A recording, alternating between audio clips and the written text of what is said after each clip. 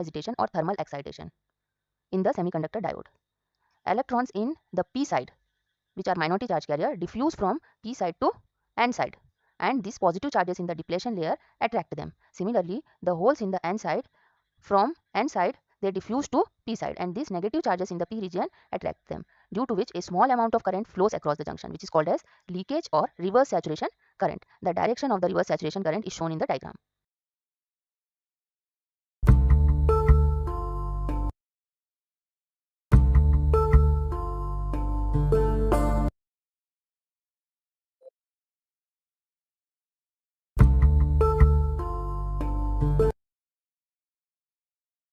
Click the bell icon to get latest videos from Ekeeda. Hello friends, today we are going to see another negative terminal of the battery, and N region is connected to the positive terminal of the battery. Now we know that electrons are minority carrier in P region and holes are the minority carrier in N region. These carriers generated thermally. Now electrons in P region get attracted towards the positive terminal of the battery, and therefore it crosses the junction. Due to this, it forms a current that is called as reverse current or reverse saturation current. This current is due to the minority carrier which are generated thermally. Reverse saturation current is very small in amplitude as it is generated because of the minority carrier. Now when the reverse saturation current flows through the diode, it offers a very high resistance. That means resistance of the diode in reverse bias condition is very high, and it is approximately equals to 100 kilo ohms or few hundred kilo ohms. Now whatever voltage we are applying to the diode in reverse bias condition, the same voltage appears across the diode, and that voltage is called as voltage across diode in reverse bias condition or reverse voltage of the diode. Now the reverse saturation current that flows through the diode in reverse bias condition depends only on the temperature and not on the externally applied reverse bias voltage. So whenever we increase the temperature, the reverse saturation current also get increased. So the reverse saturation current doubles its value for every 10-degree increase in the temperature. So to summarize this, we can say the reverse saturation current is due to the thermally generated carrier. It depends on the temperature.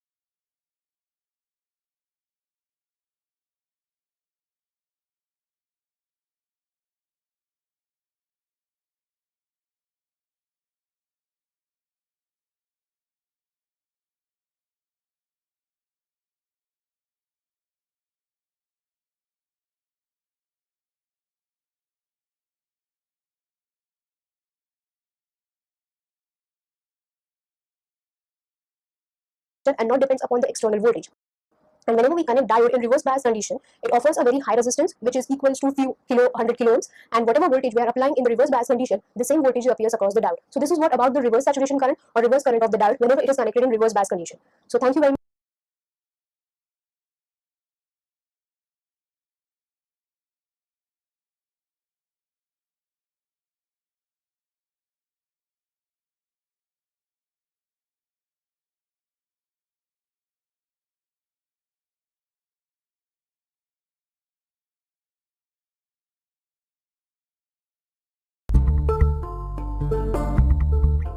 In this lecture, we will study volts ampere characteristics of PN junction diode. X-axis represents voltage across the diode and Y-axis represents current through the diode. In this lecture, we will draw volts ampere characteristics for both forward and reverse bias condition. And if you remember the forward bias condition, we connect positive terminal of the battery to the P side and negative terminal of the battery to the N side. So first I will make the circuit. This is the symbol of diode. This is P side, this is N side, and we will connect P side to the positive potential and we will connect N side to the negative potential. And voltage across the diode is equal to VD, and current through the diode is equal to ST. Consider the condition in which VD is equal to 0. It means voltage across the diode is equal to 0. We can also call it no applied bias. We have to find the diode current at this point. I will use this equation. R0 minus 1. Now e raised to power 0 is 1. So we have ID equals to IS 1 minus 1. 1 minus 1 is equal to 0. So ID is equal to 0. So this is what we have when the voltage across the diode is equal to 0. The diode current is also equal to 0. And thus we have diode current equal to 0 when VD is equal to 0. Now we will increase VD in depletion layer with decrease function and through the diode.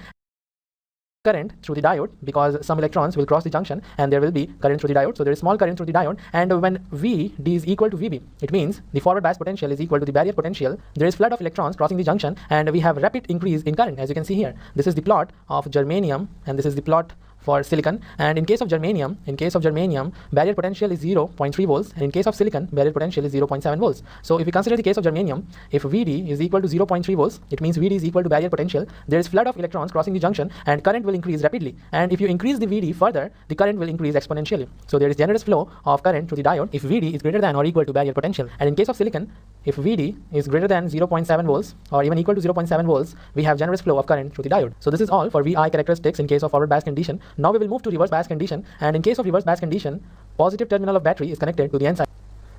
We will connect P diode is V eta VT minus 1.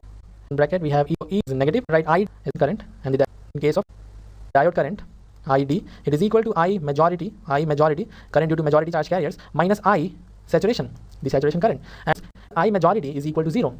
And the cause of minority charge carrier is temperature. The reverse saturation current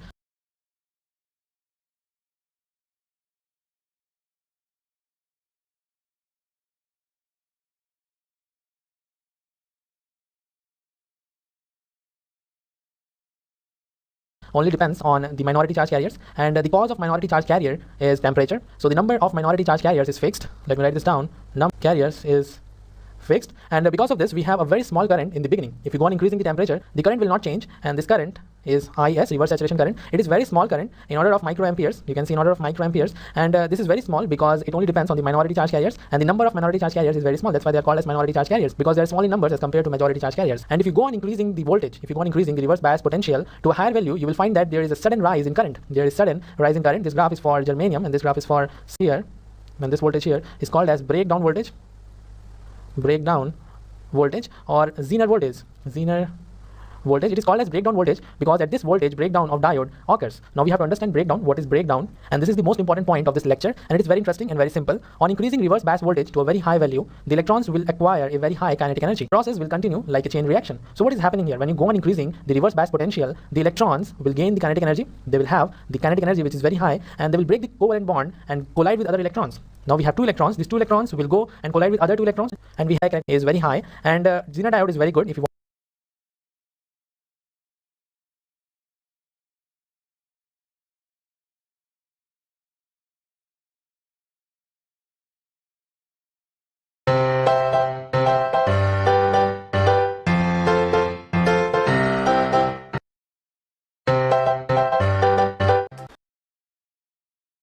Characteristic of the diode will look like, and we will also see the equivalent circuit for this diode.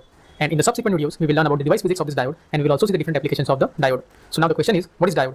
Now we all know about the resistor. It is the most widely used type of passive circuit element, and it allows the flow of current in both directions. Similarly, this diode is a two-terminal semiconductor device which allows the flow of current only in one direction. And if you see the symbol of the diode, then it looks like this. So here this arrow indicates the direction in which this diode allows the flow of current. Now the one terminal of this diode is known as the anode, and the second terminal of the diode is known as the cathode. The voltage that is analyzed by Ohm's law between the voltage and current for the diode is nonlinear. Now if you look this graph, then it looks like the graph is symmetrical in both directions. Positive wire, the voltage varies like 0.5 volt, 1 volt and 1.5 volt, while if you observe on the negative x-axis, the voltage flowing through the diode is almost negligible. So using this VI characteristic of the diode, because this diode characteristic, and using this we can analyze the circuits. So the equivalent circuit for this diode characteristic curve. And if the voltage that is applied between this anode and cathode is negative, in that case simply it will act as an open switch. So now let us see the VI characteristic for this ideal diode. So in the case 1, when the applied voltage is positive, on the VI characteristic we will get the vertical line, and for the case 2, when the applied voltage is negative, then for that case we will get the horizontal line on the negative x direction. So this is the VI characteristic for the ideal diode. So now whenever the positive voltage is applied to this diode, then it can be said that the diode has been forward biased, and it will allow the flow of current. While on the other end, whenever the negative voltage is applied to this diode, then it will not allow the flow of current, and simply we can say that it has been reverse biased. It is with the voltage source and the resistor. Now here we are assuming that the diode is an ideal diode. It means that whenever the voltage that is appearing across the anode and cathode of the diode is positive, then simply it can be represented by the closed switch. And as you can see over here, the applied voltage across the diode is 10 volt. That is equal to 10. These two terminals. This is equivalent characteristic of this ideal diode, then you can observe that even if we apply very small positive voltage between the anode and cathode, then also this diode will start conducting. So let us say even if we apply this start conducting only after the applied voltage cross some threshold voltage, and if you see the VI characteristic, then it will look like this. So up to certain threshold voltage, the diode will not allow any flow of current, and whenever the applied voltage crosses this threshold voltage, then only diode will allow the flow of current. So this voltage is known as the threshold voltage or the cut-in voltage for the diode. Click on the diode first current, it will simply act. Here we are assuming that the diode that is used is the only it will 7% ideal diode. And open first approximation also we have and the diode has some finite resistance, and in that case if you see the VI characteristic, then it will look like this.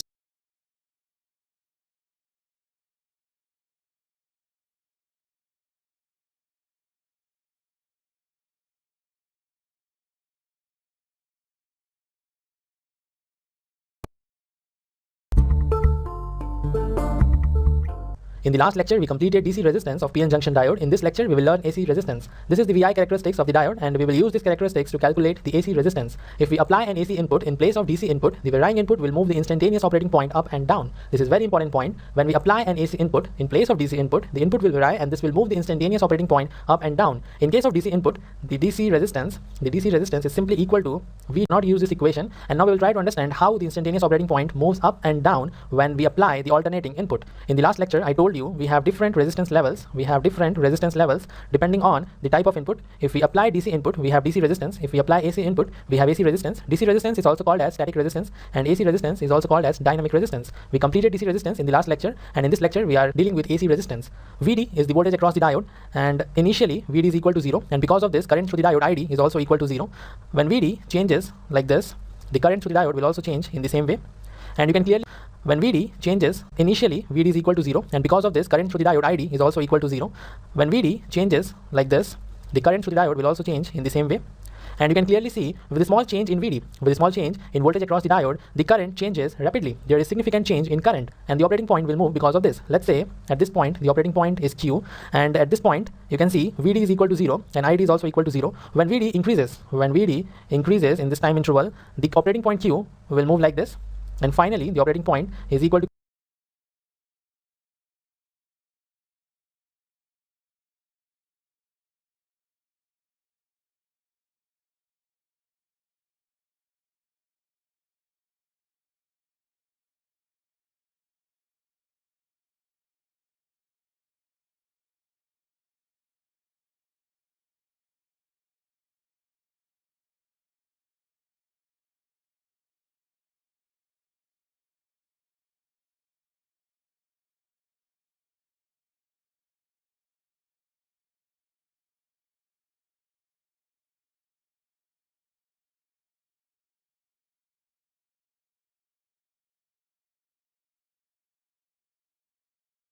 Q1 when we have the maximum voltage and we have the maximum current. After this current and voltage starts decreasing, and the operating point will move like this. When we have voltage and current again equal to 0, the operating point is again Q. After this, the current will decrease till this point, and also the voltage across the diode, and the operating point will move like this. And you can clearly see the operating point is moving up and down. And for this time interval, when current starts increasing and also the voltage across the diode, the operating point will move like this. And when both current and voltage are equal to 0, operating point is again Q.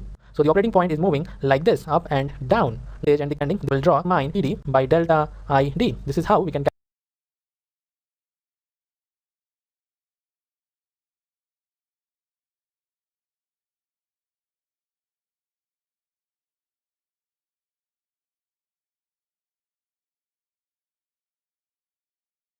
calculate the AC resistance.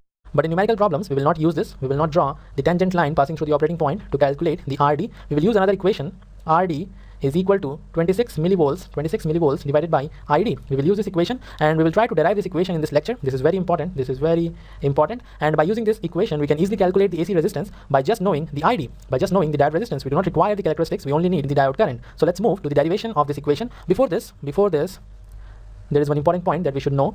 The AC resistance will decrease when we increase the slope. So on increasing the slope, the AC resistance will decrease, and this is an important point. Now we will move to the derivation of this equation, and we already know the equation for the diode current. ID is equal to IS. In bracket we have e raised to power VD by eta VT minus 1. This is what we have, and I can also write this equation as ID equals to IS e raised to power VD by eta VT minus IS. I have just opened this bracket, and I will call this equation number 1. Now in order to find out AC resistance, I will differentiate both the sides with respect to VD. So let's see what we have. In that case, I will differentiate ID with respect to VD, and now I will differentiate the right hand side with respect to VD.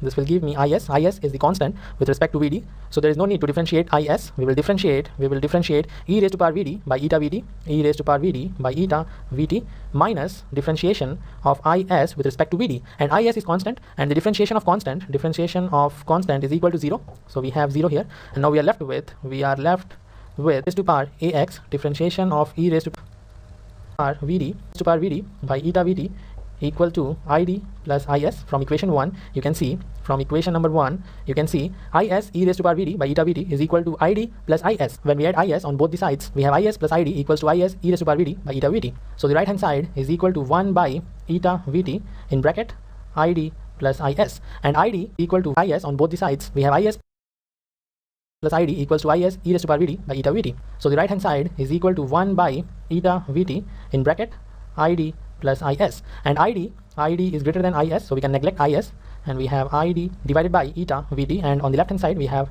differentiation of id with respect to vd. Now I will flip both the sides, and we have differentiation of vd with respect to id equals to eta vt by id, and eta is equal to 1 and vt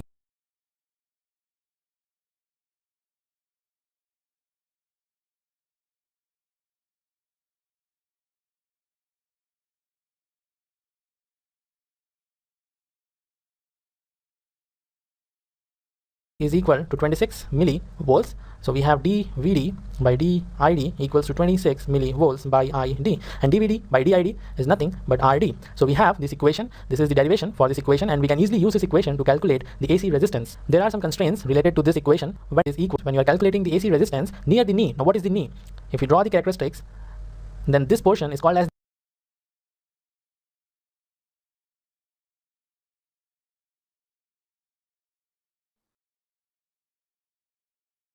I'll be discussing about basics of dynamic resistance of diode. After that, I'll explain you how to calibrate dynamic resistance from its VI characteristics, and at last I'll derive equation of dynamic resistance of diode. So let us start with basics of static resistance, and AC resistance means dynamic resistance, right? We measure dynamic resistance of diode in first quadrant of diode characteristic. See, in my last video I have explained diode characteristic. So here if you observe, this is first quadrant of diode, negative with respect to first quadrant of diode characteristic. See, near knee voltage, dynamic resistance doesn't give proper calibration. So whenever you calculate dynamic resistance nearer knee voltage, it doesn't give proper calibration. You can observe here we have cut-in voltage, or you can say knee voltage. So near this, if you calculate dynamic resistance, then it doesn't give proper calibration. See, cut-in voltage or knee voltage, that is 0.7 for silicon and it is 0.3 for germanium. And nearer to this region, we should not calibrate dynamic resistance, right? You can calibrate dynamic resistance somewhere over here, where you will be having proper calibration, means you will be having proper values in current. So here, in forward bias of diode, if you wanted to have dynamic resistance, calculate that by differentiation, then you can have it as per d voltage divided by id. So in this video itself, I'll be deriving this equation. We can get characteristic, and on if I change voltage like this, then current will also change like this, right? If I change voltage as per this variation, then current will vary like this. So here, if I say this is having operating point Q, this is having operating voltage. So to get dynamic resistance, we will be considering center point, and with respect to center point, we will take tangent. And at tangent, whatever resistance is there, that will be dynamic resistance. For that, let me show this characteristic by a bit zoomed version, right? So here you see I'm showing you this characteristic like this.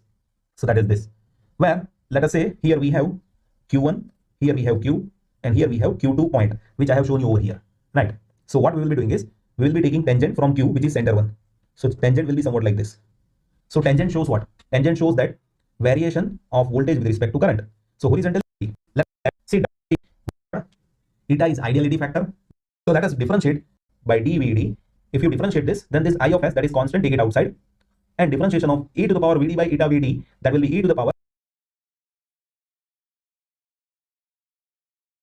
vd divided by vd, right? And this into 1 by 8.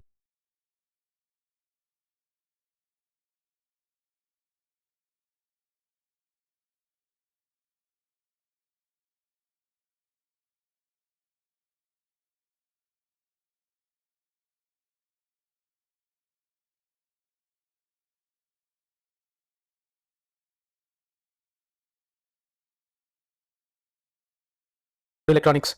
In the previous video, we have seen that how the PN junction diode can be operated in the forward as well as the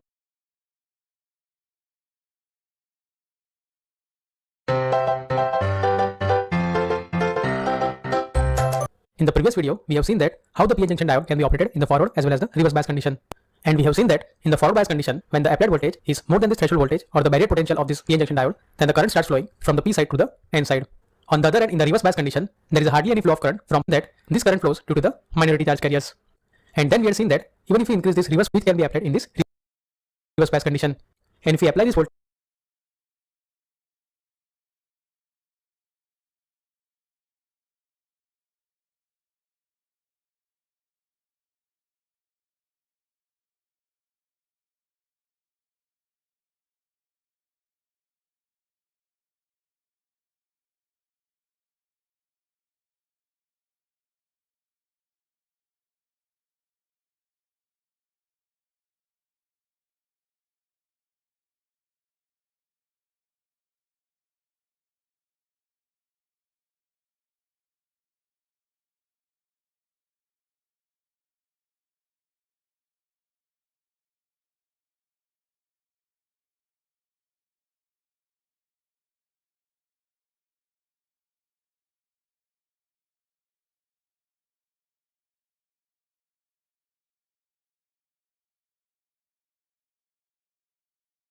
voltage beyond this limit, then suddenly lot of current starts flowing in this reverse direction. So this region of operation of the diode is known as the breakdown region of operation, and the effect due to which it occurs is known as the avalanche effect. So let us understand what exactly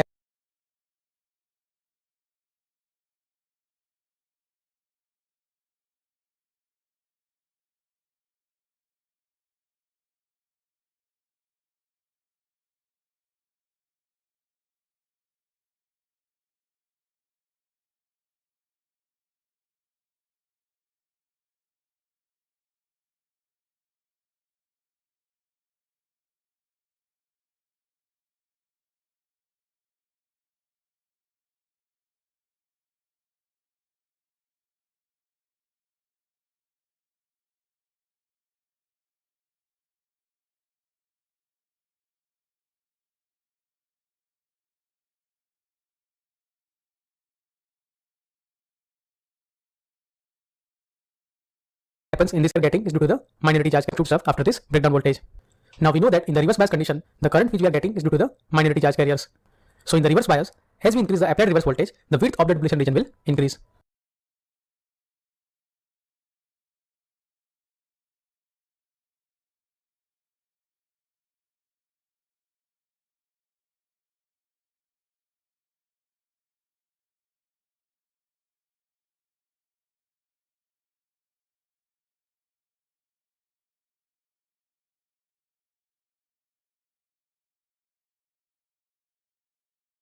And due to that, the immobile ions in this depletion region will also increase. So because of the increase in this immobile ions, the electric field in the depletion region will become stronger.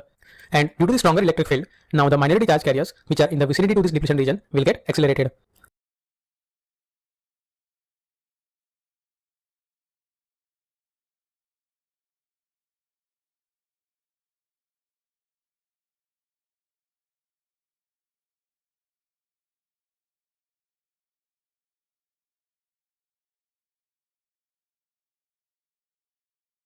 And now they can move more quickly through this depletion region.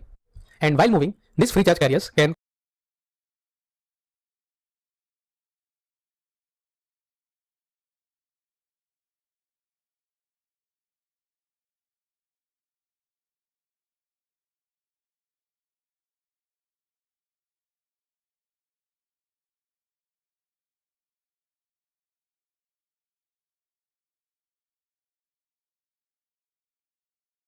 collide with this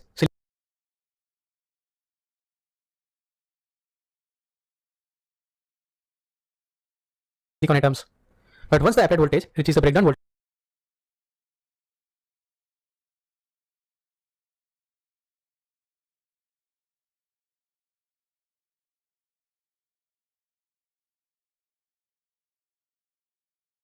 then the kinetic energy which is gained by this charge carrier will be such that they can knock off the bound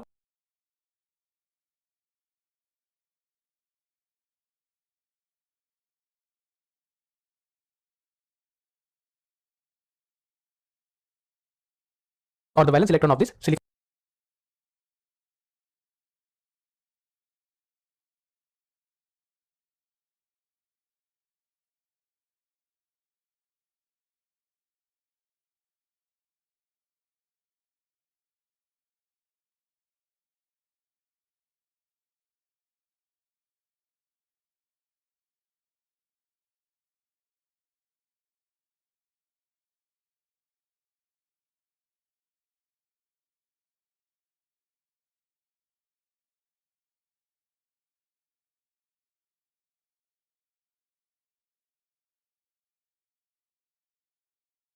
atoms.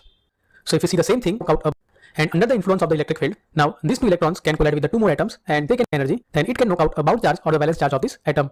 So after the collision, instead of one atoms, and they can knock out the two more electrons, we will see a sudden jump in the reverse saturation current.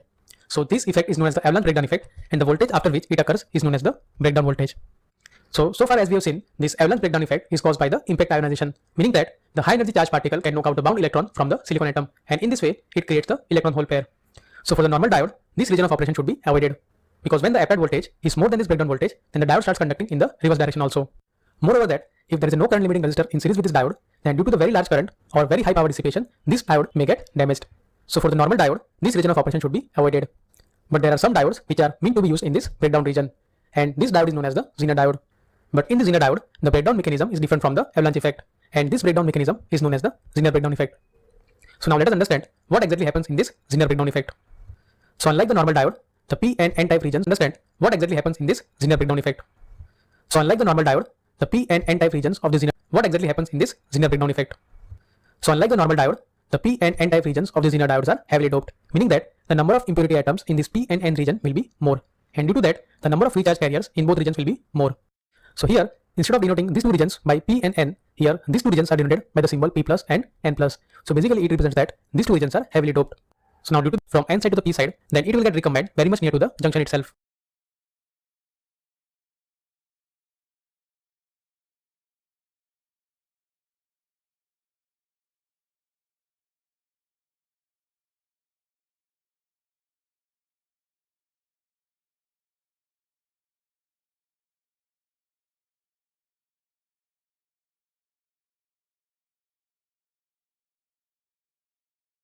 And moreover that, due to this heavy doping, this small depletion region will now have a more number of immobile ions compared to the normal diode.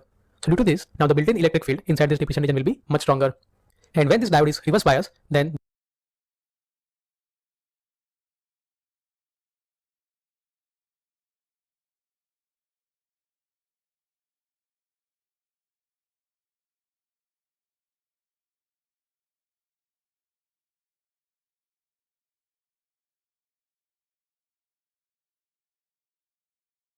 the external electric field will also get added with this built-in electric field.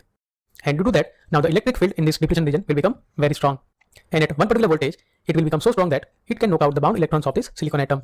So due to this very strong electric field, many charge carriers are generated, and due to the very narrow depletion region, they can tunnel through it and they can reach the other side of the depletion region. So in this way, due to the very high electric field, many charge carriers are generated in this depletion region, and suddenly a lot of current starts flowing in the reverse direction. So this effect is known as the Zener breakdown effect, and the voltage at which this Zener effect starts is known as the Zener voltage. But the Zener effect is seen at the lower breakdown voltages. Now from the graph, if you observe, even if we increase the applied voltage beyond the Zener voltage, then the voltage across the diode will almost remains constant, and only the current through the diode will increase. So because of this property, the Zener diode is used as a voltage regulator in many applications. But for the Zener diodes whose breakdown voltage is less than 4 volt, the Zener effect is predominant. On the other end, for the Zener diodes where the breakdown voltage is more than 6 volt, the avalanche effect is predominant. And for the breakdown voltages between this 4 volt and 6 volt, both effects are usually seen. But irrespective of the breakdown mechanism, all the diodes which are used as a voltage regulator are categorized as Zener. The diodes where the Zener breakdown effect is predominant, the temperature coefficient of breakdown voltage is negative, meaning that as the temperature increases, the breakdown voltage will reduce. On the other end, in case of a diodes where the avalanche effect is the predominant, the temperature increases, the breakdown voltage will reduce. On the other end, in case of a diodes where the avalanche effect is the predominant, the temperature coefficient of breakdown voltage is positive, meaning that as the temperature increases, the breakdown voltage will increase. So now let us also see the reason behind these two effects.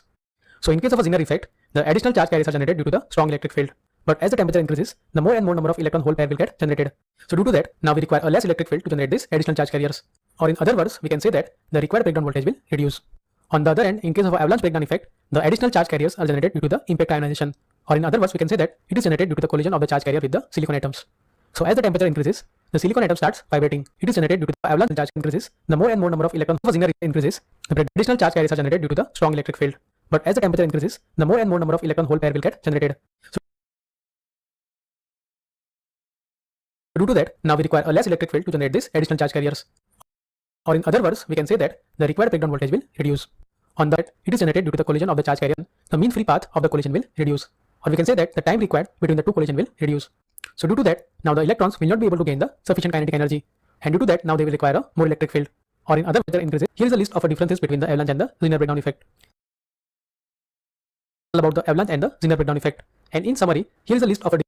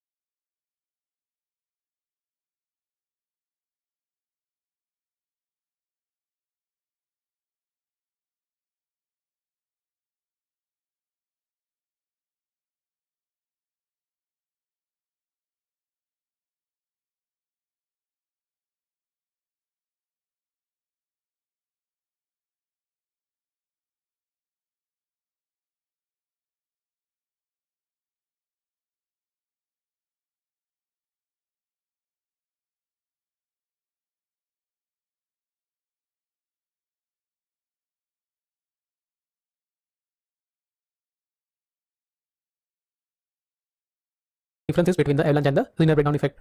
So I hope in this video you understand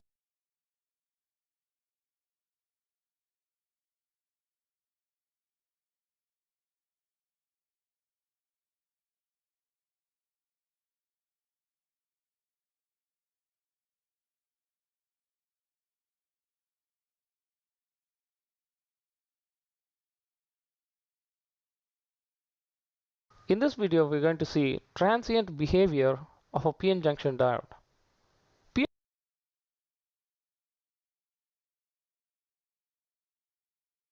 In this video, we're going to see transient behavior of a p-n junction diode.